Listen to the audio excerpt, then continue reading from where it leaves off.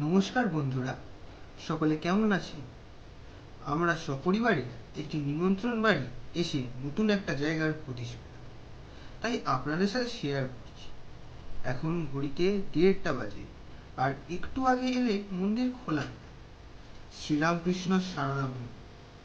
চুঁচুড়া স্টেশনে নেমে পশ্চিম দিকে টোটো বা অটো করে দিল্লি রোডের ধারে অবস্থিত।